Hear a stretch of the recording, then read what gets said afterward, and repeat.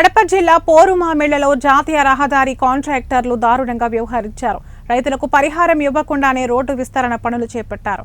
దీంతో రోడ్డు కాంట్రాక్టర్లు ప్రొక్లైనర్లతో పంట పొలాలను ధ్వంసం చేసి రోడ్డు వేసేందుకు చదును చేసే పనులు చేపట్టారు.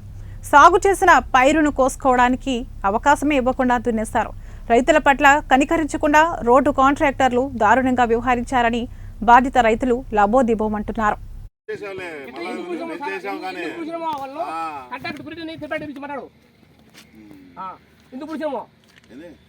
ఎందుకు